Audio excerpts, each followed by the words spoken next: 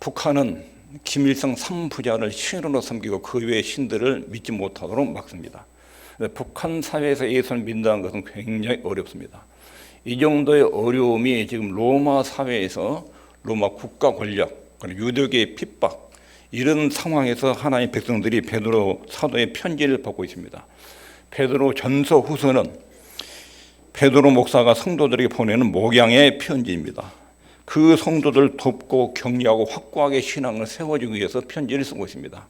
외부의 굉장한 압력과 핍박, 그리고 내부의 유혹에서 어떻게 하나님을 섬기는 신앙을 유지할 수 있는 것인가, 두 가지로 여기 베드로 사도가 격려하고 있습니다. 첫 번째는 여러분들이 하나님은 우리 아버지라는 사실을 또렷하게 확신해야 됩니다. 이것이 부르심과 택하심을 굳게 하라는 내용입니다. 부르심과 택하심을 굳게 하기 위해서 믿음에다가 이러이러한 것을 공급을 하십시오. 이것이 첫 번째, 외부의 핍박과 환난과 유혹을 극복하는 내용입니다. 두 번째로는 재림 교리. 예수님이 반드시 땅에 다시 오십니다. 재림 교리와 하나님은 우리 아버지라는 내용, 이것을 확실하게 하면 외부에 아무리 큰 핍박이라도 이겨낼 수 있다는 내용이 본문에서 그리고 앞부분에도 전개가 됩니다. 1장 16절은 우리 주 예수 그리스도의 능력과 강림하심, 예수님의 재림을 언급합니다. 재림의 이야기는 굉장히 뜬구름 잡는 이야기같이 황당한 이야기처럼 들립니다. 예수님이 재림하시고 세상의 역사가 끝난다. 굉장히 이상한 이야기처럼 들릴 수 있기 때문에 베드로 사도가 하는 말이, 이 내용은, 예수님의 재림 내용은 공교에 만든 이야기가 아니라 사람들이 강교하게 꾸며낸 이야기, 소설이 아니다. 성경에 보면 재림에 대해서 여러 가지를 언급하는데 마태복음 25장에서 처녀의 비유, 달란트 비유도 하나님께서 달란트를 줬는데 이 달란트를 나중에 평가할 날이 온다. 양과 염소의 비유도 마찬가지입니다. 예수님이 재림하시면 양과 염소로 인간을 분류를 한다. 전부 다 재림에 관한 내용입니다. 예수님께서 하늘로 승천하실 때도 사도행전 1장 11절에 보면 신혼 입은 두 사람이 승천한 제자들 옆에 서서 하늘로 올라가신 예수님은 올라가신 그 모습 그대로 다시 오신다, 이렇게 약속하셨습니다. 서신서와 계시록에서도 우리 주님이 직접 재림에 대해서 많이 언급하십니다. 하나님을 믿는 신앙 중심에는 예수님의 재림 교리가 자리하고 있습니다. 복음에는 십자가와 부활 내용도 있지만 예수님의 재림도 복음의 한 부분입니다. 초대교회 성도들은 세상에서 삶 자체를 나그네로 여겼습니다. 그들은 언젠가 반드시 있을 종말과 심판을 늘 염두에 두고 살았습니다. 그래서 초대교회 성도들은 두 세상에서 살았습니다. 한 세상은 천국이고 한 세상은 지상. 지상의 삶에서 천국을 끊임없이 그리워하고 사모하는 이 두 나라에 소속한 삶을 산 것입니다. 그런데 현대를 살아가는 사람들이 왜 예수님의 재림을 그렇게 실감하지 못하는가? 예수님이 다시 오신다, 그리고 천국이 있다, 이런 것을 왜 실감하지 못하는 이유가 뭔가? 몇 가지 이유가 있습니다. 첫 번째는 성경적 교리를 무시하는 경향 때문에 그렇습니다. 여러분, 신앙의 핵심이 뭡니까? 신앙의 핵심을 교회 다닌 것을 신비한 체험을 막 쫓는, 하나님 믿어도 신비한 기적을 경험하거나 환상을 경험하거나 신비한 역사들 있잖아요. 인간의 이성을 초월하는 뭔가 신비로운 체험, 이것이 신앙생활인 것처럼 이쪽으로 막 달려가는 사람들. 또 한쪽으로는 신앙생활은 도덕적인 품행, 예수 믿으면 사람의 행동이 똑바라야지, 행동을 똑바른 것이 신앙의 최고 목표라, 도덕성. 이쪽으로 신앙을 추구하는 신비적인 체험과 도덕성, 이것이 기독교 신앙으로 생각하고, 교리는 자꾸 따지고, 이제까지 교회 역사상 교리 때문에 수없이 분쟁과 다툼이 있었으니까 교리 논쟁은 아주 무시하는 이런 성향이 있습니다. 이렇게 신앙을 특별한 체험이나 도덕 정도로 생각하는 경향이 흐르게 되면 설교는 뭐냐면, 설교를 일반적인 자극제, 살아가는데 보탬이 되는 좋은 말, 이런 정도로 교회에서 설교를 듣고 교리적인 내용에 대해서는 무관심한 그런 상황이 됩니다. 그 결과 성삼위 하나님이 이루신 속죄사역, 성육신, 성령 하나님, 예수님의 재림, 이런 핵심적인 기독교 진리 교리에 대해서 무관심하는 이런 반응이 나오게 됩니다. 성경적 교리의 가치를 잃게 되면 재림에 대해서도 거의 주의를 기울이지 않게 됩니다. 신앙생활은 신비로운 체험과 도덕적 생활에 초점을 두게 되면 이 교리에 무관심하면서 재림 교리에 대해서도 무관심하는 그런 반응이 나오게 됩니다. 또 하나는 교회 다니면서 개인적 구원에만 지나치게 관심을 갖는 경우가 있습니다. 내가 예수 믿고 천국 가는 거, 여기에만 지나치게 관심을 쏠리는 경우가 있습니다. 하나님을 믿는 신앙생활은 개인의 구원부터 시작하는 것이 맞습니다. 예수님을 영접해서 하나님의 자녀가 되는 것이 신앙의 출발점입니다. 그리고 이것이 첫 번째고 근본적인 필요입니다. 그러나 성경이 이것만 강조하지 않습니다. 개인의 구원 문제만 강조하는 것, 구원파처럼. 이렇게 되면 전체적인 교리의 윤곽을 보지 못하게 됩니다. 신약 성경에는 하나의 세계관, 즉 인생 전반에 관한 문제와 역사의 마지막 과정까지 쭉 언급합니다. 하나님의 창조로 시작된 우주 역사가 예수님의 재로는 마감된다. 성경은 이 전체적 흐름을 말씀하십니다. 사람들의 기독교 신앙을 개인적인 도덕성에 치중하거나 또는 개인적인 구원 사건에만 치중하면 전반적인 교리를 무시하는 현상이 일어나야 됩니다. 두 번째, 재림에 대해서 실감하지 못하게 만드는 이유, 재림을 다르게 해석하는 일부 사람들이 있습니다. 예수님의 재림은 AD 70년에 로마 군대에서 예루살렘이 파멸될 때 그때 이루어졌다, 이렇게 해석하는 사람이고, 예수님의 재림은 오순절 성령 강림 때 이미 이루어졌다. 오순절에 성령이 오실 때 그때 예수님이 성령 안에서 세상에 오신 것이다. 예수님의 재림은 끝났다. 다른 재림이 없다는 것입니다. 이런 유형의 가르침 때문에 예수님의 재림을 실감하지 못하도록 만드는 이런 독소들이 있습니다. 세 번째는 예수님의 재림을 말할 때 예수님이 언제 오시냐, 예수님이 오실 시기와 징조에 대해서 지나치게 아주 몰입하는 경우, 그런 종말론에 몰입해서 기독교 신앙을 마치 재림이 전부인 것처럼 재림에 대해서 반감을 갖게 만들어서 예수님의 재림을 교회에서 무관심하게 만드는, 1980년대 이장님 씨가 다가올 미래를 대비하라 해가지고 다미 선교회를 만들었지요. 예수님이 10월 31일 날, 1989년인가요? 10월 31일 날 12시에 재림하신다, 이렇게 애언을 했어요. 직장 다니는 사람 직장 다 포기하고 전 재산 팔아서 교회도 헌납하고, 학교 다니는 학생들 학교 그만 다니고, 예수님 곧 오시면 끝나는데 전부 다 10월 31일 날 12시를 기다렸습니다. 근데 안 오셨어요. 여호와 증인도 안식교회도 1800년대에 그런 애언을 했어요. 예수님 몇 월 며칠은 오신다. 누구를 통해서 애언했고 누구를 통해서 환상적이 가르치고 수많은 일 환상을 영적 체험하는 사람이 와서 막 간증을 해서 몇 월 며칠 날 주님이 재림하신다. 그렇게 불발돼요. 불발되면 이구동성으로 이 사람들 한 말에 예수님이 재림을 연기하셨다. 연기된 날짜를 또 제시해요. 예수님의 재림의 시기와 방법에 대해서 언급하는 거, 예수님의 재림이 언제 이루어지느냐, 어느 시기에 이루어지냐, 이런 것이 과거에 너무 많았어요. 그러다 보니까 반작용으로 예수님의 재림에서 무관심하는 이런 현상이 교회 안에서 일어나게 된 것입니다. 재림의 때와 시간, 날짜와 이런 것을 지나치게 주장하는 단체는 전부 다 이단들입니다. 예수님이 언제 몇 월 며칠 날 오시냐, 이런 문제를 강조한다면 이거 이단이구나, 기독교에서 잘못된 것이구나, 이렇게 인식을 해야 됩니다. 여기까지 재림을 정리하면, 첫 번째, 재림 교리에 대한 두 경향이 있는데, 하나는 신앙의 특별한 체험, 그리고 도덕적 성향, 이걸 기독교 신앙의 중심으로 여기면 교리를 무시하는 쪽으로 갑니다.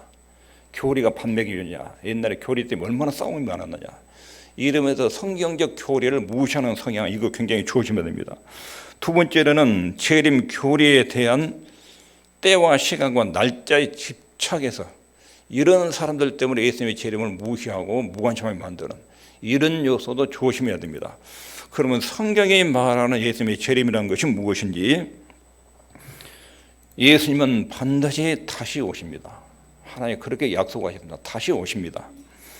예수님이 첫 번째 오실 때는 베들레헴의 아기로 오셨습니다. 그리고 인간의 육체를 입고 오셔서 십자가에 죽으셨습니다. 그리고 부활하셨습니다. 그걸로 하늘로 다시 올라가셨습니다. 하나님 보좌의 우편에 지금 앉아 계십니다. 그리고 다시 오신다고 약속을 하셨습니다. 다시 오시는 방법에 대해서 성경에 여러 가지로 말합니다. 어떻게 오시느냐, 육체로 다시 오십니다. 예수님이 부활할 때 예수님의 모습이 제자들 눈으로 보였습니다. 그리고 몸을 만지면 몸이 만져졌습니다. 예수님 부활하신 몸은 생전에 갖고 있던 몸이 다시 살아나는 것입니다. 그런데 살아있을 때하고 부활하실 때의 몸의 다른 점은, 부활하신 몸은 만져지는데 이동이 시간에 그리고 공간의 제약을 초월합니다. 빛처럼 순식간에 순간적으로 미국에 이곳에 문이 닫혔는데 갑자기 나타났다, 갑자기 사라지고. 예수님이 처음에 오신 육체의 모습은 그러지 않았습니다. 부활하신 몸이 똑같이 생전에 계신 그 얼굴 모습 그대로고, 손을 만지면 만져지는데 음식을 잡수지 않아도 배가 고프지 않고 음식 먹을 필요가 없습니다. 피곤함이 없습니다. 아프거나 죽는 것도 없습니다. 영원히 사는 엄청나게 강한 몸으로 다시 살아나셨습니다. 그 육체를 가진 몸으로 하늘로 승천하셨습니다. 승천하신 장면을 약 500명의 성도들이 보았습니다. 500명의 성도들이 목격하는 가운데 하늘로 승천하셨습니다. 그리고 그때 하는 말이 사도행전 1장 11절에 승천할 때 지금 사람들이 갈릴리 언덕에 지금 서 있습니다. 그리고 하늘로 예수님이 쭉 올라가십니다. 그리고 구름이 싹 가려져서 예수님 모습이 안 보입니다. 그때 신혼여부 두 사람 옆에서 하는 말입니다. 갈릴리 사람들은 어찌하여 서서 하늘을 쳐다보느냐. 너희 가운데서 하늘로 올리신 이 예수는 하늘로 가심을 본 그대로 오시리라. 너희가 오늘 올라가신 모습 그대로 다시 오신다. 요한복음 14장 1절에 너희는 마음에 근심하지 말라. 하나님을 믿는 동안 나를 믿어라. 내가 너희 처소를 예배하러 간다. 내가 너희 하늘에 가서 너희들이 있을 처소를 예배하면 나 있는 곳에 너희도 있게 하기 위해서 내가 너희를 데리러 올 것이다. 주님이 생전에 그렇게 또렷하게 약속하셨어요. 육체로 다시 오십니다. 어떤 사람들은 예수님의 재림이 오순절에 이루어졌다. 오순절에 성령께서 교회에 임재하실 때 성령 안에서 예수님이 오셨다. 이 말이 맞습니다. 그때는 예수님 육체로 오지 않았습니다. 영으로, 성령 안에서 영으로 지상 교회에 오신 것입니다. 육체로 오지 않았어요. 예수님을 영접하면 예수님 우리 마음속에 들어오십니다. 이것은 눈에 보이지 않는 영의 모습으로 오시죠. 여기서 예수님의 재림은 그런 식으로 오시는 것이 아니에요. 어떤 이단들은 예수님이 이미 지금 세상 어딘가에 와 계시다. 그런데 우리가 몰라 볼 뿐이다. 그 사람이 이만이다. 이런 식으로 말해요. 통이가 문선명이다. 전부 다 가짜예요. 예수님은 우리 눈에 보이는 그 육체의 모습으로 오십니다. 승천하실 때 보이셨던 그 모습으로 오십니다. 예수님은 반드시 다시 오십니다.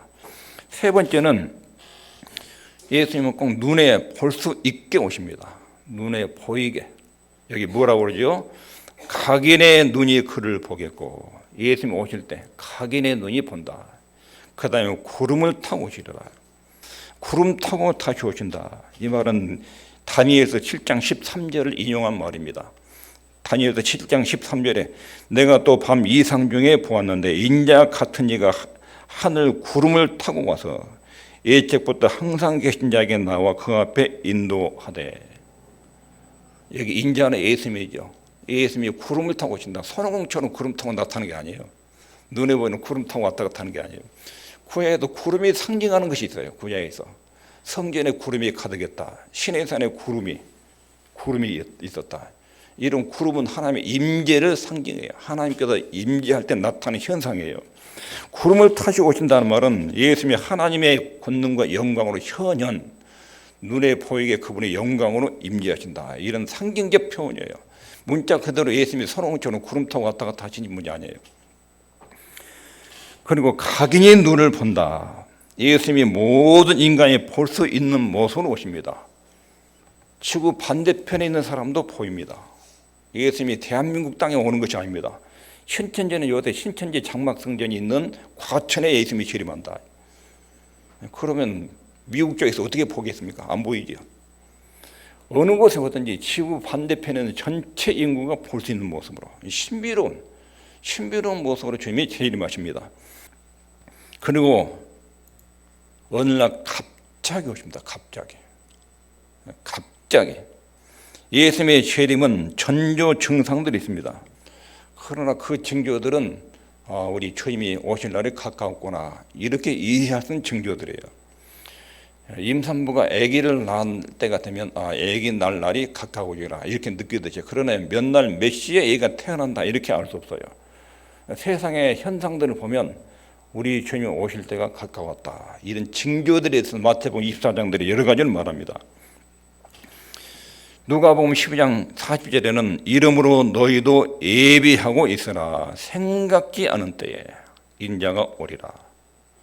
너희들이 예측하지 않는 시간에 예수님이 갑자기 오신다. 언제 오실지 아무도 알 수 없다고 말씀하십니다. 마가복음 13장 33절에 주의하라 깨어있으라 그때가 즉 예수님이 재림할 때가 언제인지 알지 못함이라. 예수님은 어느 날 갑자기 오십니다. 그러나 예수님이 오실 때가 언제냐? 그리고 예수님의 재림을 성경에서 말하는 다섯 번째는 영광스러운 모습으로 오십니다. 초림 때는 갓난아이로 오셨습니다. 육체를 입은 인간으로 오셨습니다. 종의 모습으로 오셨습니다. 그러니까 예수님이 그때의 모습은 피곤하고 음식을 먹여야 되고 주무셔야 되고 어디 가려면 걸어서 이동해야 되고 굉장히 약한 모습으로 오셨습니다. 그런데 예수님이 재림하실 때 그때의 모습은 엄청난 영광과 권세를 가지고 하늘에 있는 모든 천사들 총동원해가 천사들 호의를 받으면서 어마어마하게 큰 나팔 소리와 함께 이 땅에 강림하신다. 호리온과 천사들의 소리와 나팔 소리로 강림하신다. 그분의 얼굴빛은 태양빛을 능가한 강렬한 빛을 발할 것이고 믿을 수 없을 만큼 영광스러운 찬란한 모습으로 오십니다.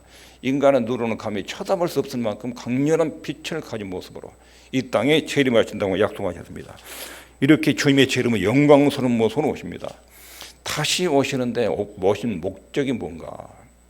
예수님이 재림하신 목적이 무엇인가? 첫 번째 읽습니다. 시작. 인류 역사의 종결. 인류 역사는 창조로 시작했습니다. 예수님이 재림하신 후 끝납니다. 우리 눈에 보이는 세상은 영원히 존재하지 않습니다. 인간도 하나님이 살아가지 않습니다.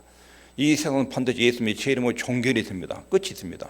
종말은 두 가지 종말이 있습니다. 역사적 종말. 하나는 역사적 종말은 예수님의 재림 때 이루어질 역사의 끝을 말합니다. 그러나 개인적인 종말이 있습니다. 개인적인 종말. 한 개인의 인생은 출생부터 죽음까지 죽음으로 한 개인의 인생이 끝납니다. 우리는 종말에 대해서 개인적인 종말은 많이 느껴집니다. 우리 주변에 자꾸 죽는 사람이 생기니까 인간이 결국 죽음으로 이렇게 마감이 되는구나. 또 하나 기억이 될 것은 그러면 죽음은 어디로 가느냐? 그리고 전 인류가 마지막에 어떻게 되느냐? 역사적 종말. 성경은 이것에 대해서 주시하도록 이야기합니다. 인류의 역사는 예수님의 재림으로 종결이 됩니다. 창조로 시작하시고 그리고 예수님의 재림으로 하나님께서 창조 세계를 마감을 지으십니다. 창조 세계 완성이 우리 예수님의 재림입니다. 두 번째 오신 목적은 최후의 부활을 위해서 오십니다. 예수님이 재림하시면 창조 때 아담과 하와 때부터 예수님이 재림할 때까지 전 인류가 다시 살아납니다. 요한복음 5장 29절 있습니다. 시작. 선한 일을 행한 자는 생명의 부활로 악한 일을 행한 자는 심판의 부활로 다시 살아난다. 부활의 말은 다시 살아난다. 예수 믿는 사람만 다시 살아나는 것이 아니라 안 믿는 사람도 다시 살아납니다. 여기서 선한 일 이 말은 예수 믿는 사람들, 하나님의 자녀들, 이 사람들은 생명의 부활로 천국에 갈 수 있는 몸으로 다시 살아나고 악한 일을 행한 자는 어떻게 부활한다고요? 심판의 부활로 지옥 가는 몸으로 다시 살아난다.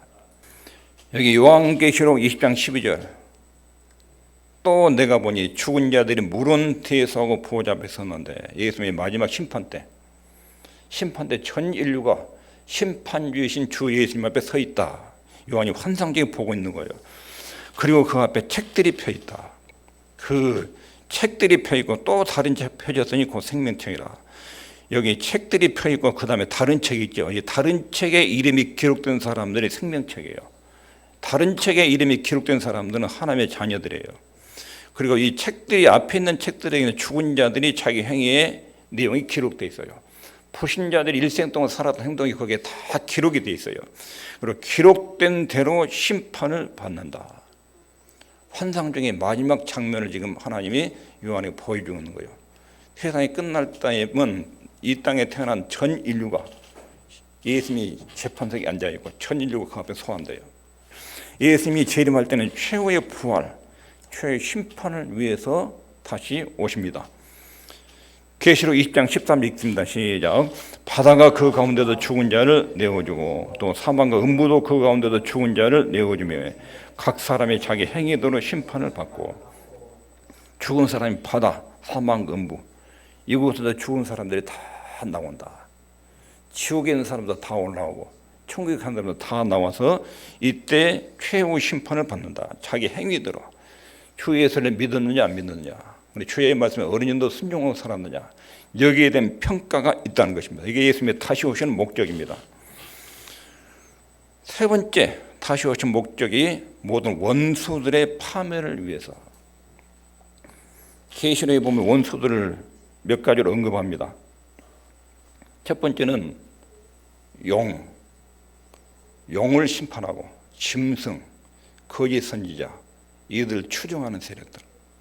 용은 사단을 상징적으로 표현하는 짐승이에요. 성경에 용이 나오면 무조건 사단이에요. 그리고 짐승, 용에게 권세를 받았더라. 계시록에 보면 짐승들이 나오고 다니엘서도 보면 표범, 사자, 곰 이런 짐승들이 나와요. 염소. 짐승들은 포악한 국가 권력을 말해요. 다른 나라를 막 점령하고 죽이고 파괴하는 정복력. 이 짐승들은 용으로부터 권세를 받아서 국가 권력이 사단으로부터 영향을 받아가지고 교회를 핍박하는 세력들, 이런 국가 권력을 짐승으로 표현해서 짐승들도 그때 심판을 받는다. 거짓 선지자, 하나님의 진리를 묘하게 하나님 말씀을 속여서 사람들을 미혹한 세력들, 이단들, 이름들도 심판을 받는다. 그리고 거짓 선지자와 짐승과 영혼을 숭배하는 사람들, 따르는 사람들, 귀신을 섬긴 사람들, 이런 사람들 다 통째로 심판을 받는다. 이런 일이 언제 일어나느냐? 읽겠습니다. 시작. 그러나 그 날과 그때는 아무도 모르나니 하늘에 있는 천사들도 아들도 모르고 아버지만 아시느니라. 예수님의 재림시기는 몰라요. 어느 정도 모르냐면 천사들도 모른다. 심지어는 예수님 자신도 모른다고 표현했어요. 예수님 모를까요? 아실까요? 아시지요. 근데 여기서 아들로 표현한 것은 하나님 아버지의 지도를 받는 지상에서 예수님의 위치를 말하는 거예요. 사람들이 예수님을 한 인간으로 알고 있기 때문에 여기서 예수님이 자신도 모른다고 표현했어요. 그러나 예수님은 성부 하나님과 동일한 신성을 가지고 계신 분이기 때문에 알고 있는데, 여기서 강조점은 예수님의 재림 시기를 이렇게 모른다. 그래, 재림 시기를 알려고 하지 말아라. 재림의 시간과 날짜는 하나님의 영역이다. 너희들이 관심 갖지 말아라. 그런 뜻입니다. 재림에 대해서 주님이 말씀할 때 재림 시기와 때에 대해서는 너희들이 관심을 끌어라. 그건 하나님의 영역이다. 대신 너희는 그 날과 때를 준비를 해라. 하늘나라에 그리고 예수님의 재림을 준비하면서 살아라. 이것이 성경의 가르침이에요. 오늘 베드로 사도인은 이렇게 말해요. 본문에서 재림에 대해서 우리 주 예수 그리스도의 능력과 강림하심을 너에게 알게 한 것. 앞부분에 핍박과 환난들이 있을 때 어떻게 극복하든지 이야기했죠. 부르심과 택하심을 굳게 해라. 그래야 세상의 도전을 이겨낼 수 있다. 이렇게 표현했어요. 그런데 또 하나는 재림. 너희들 죽이고 달려든 로마 국가가 걸려. 그 나중에 어떻게 끝나는지를 잘 기억을 해라. 전능하신 하나님이 그 악한 세력들을 어떻게 끝장을 보시는지 이것을 기억하지 않으면 너희들이 악한 세력 앞에서 힘이 없이 무너진 것처럼 느낀다. 악은 반드시 하나님이 어떻게 처리하신지를 기억해라. 재림신앙과 구원의 확신, 하나님이 내 아버지를 확실한 믿음, 이것이 밖으로부터 오는 모든 유형의 핍박과 내부의 유혹을 이겨내는 내용이라는 거예요. 이게 베드로 사도가, 근데 재림이 하도 사람들 눈에 이상한 일로 보이니까 내가 예수님의 재림을 언급을 하는데 이것을 뭐라고 그러냐면 오늘 본문에 공교에 만든 이야기를 쫓는 것이 아니다. 사람들이 감기하게 꾸며낸 이야기가 아니다.